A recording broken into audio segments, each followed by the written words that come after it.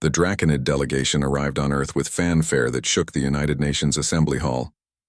They were magnificent creatures, scales that shimmered like oil on water, wings folded against their backs, eyes that burned with ancient intelligence. Ambassador Jareth spoke in perfectly clipped English, her forked tongue barely visible as she addressed the gathered leaders. "We come seeking alliance," she announced, "and to honor an old tradition. One of our royal daughters must bond with a warrior of great renown."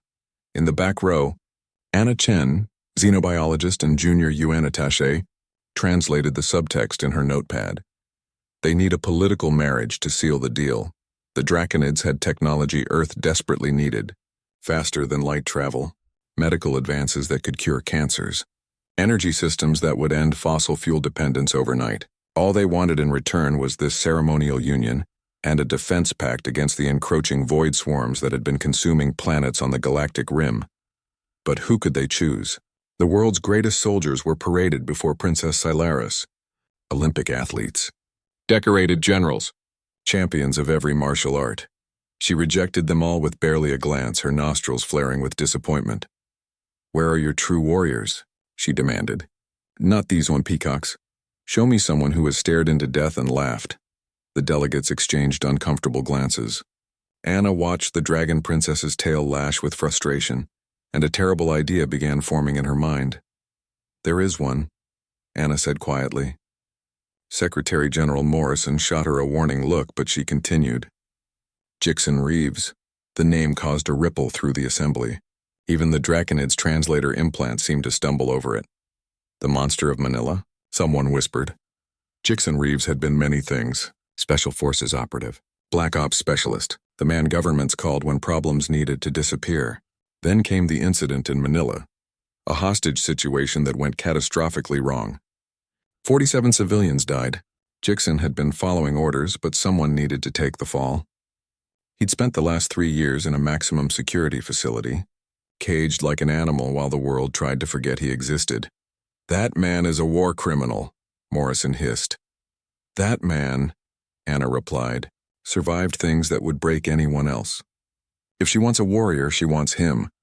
The facility was 300 feet underground, all concrete and steel. Anna accompanied Princess Scyllaris through corridors that smelled of disinfectant and despair. The guards looked nervous. They always did when visitors came to see the monster. Jixon's cell was reinforced glass on 3 sides. He sat on the edge of his cot, hands relaxed on his knees, eyes closed. He looked deceptively peaceful. A lean man in his mid-30s, dark hair touched with premature gray, a scar running from his left temple to his jaw. When he opened his eyes, Anna felt her breath catch. They were the coldest blue she'd ever seen, like Arctic ice.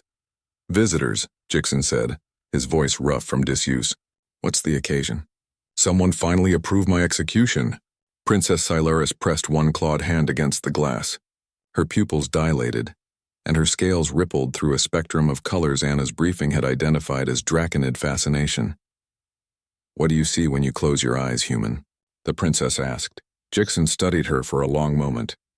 Then he smiled, and it was a terrible thing. "The same thing you do, I'd wager. The faces of those I couldn't save." The princess's wings unfurled slightly. "They call you a monster. They're not wrong. They call me a weapon," Scyllaris continued.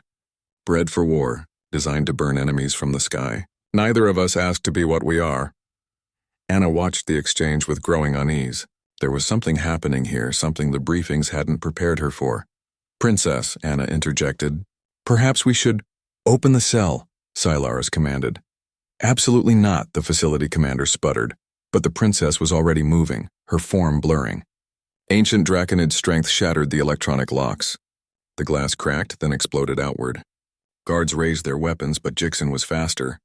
He had one guard's rifle in his hands before anyone could blink, not pointing it at anyone, just holding it. "Making a point. Stand down," Anna shouted. "Everyone stand down." In the silence that followed, Princess Scyllaris stepped through the broken glass and knelt before the man who everyone feared. Her wings spread wide, a gesture Anna recognized from her xenobiology texts. Total vulnerability. Complete trust. "Please marry me," the princess said, her voice carrying none of its earlier authority. Only desperate hope. Not because your leaders command it. Not for politics or treaties. Marry me because we are the same. Two weapons who dream of being something more. Jixon stared at her. Then impossibly he laughed. It was a rusty sound, as if he'd forgotten how. You're insane. Yes, Solaris agreed.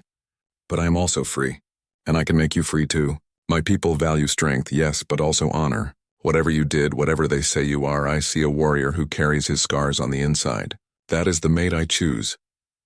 I'm a broken thing, Jixon said quietly. Then we will be broken together. The princess extended one clawed hand. And perhaps in time we will mend each other. Anna held her breath. The security teams waited. The fate of Earth's alliance hung in the balance. Jixon looked at the hand, then at the face of the dragon princess who had shattered his cage and offered him stars. Slowly, carefully, he took her hand in his. On one condition, he said. That woman, Anna Chen, she comes with us as liaison.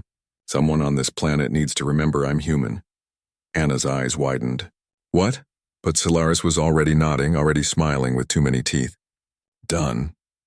3 months later, Anna stood on the bridge of a Draconid warship, watching Earth recede in the viewscreen. Beside her, Jixon wore ceremonial armor that made him look like the warrior he'd always been. Princess Solaris, now his wife, had her wing draped over his shoulders, protective and proud. Still think I'm insane? The princess asked him. Jixon smiled, and this time it reached his eyes. Absolutely. But so am I. And together they flew toward a war humanity was no longer facing alone.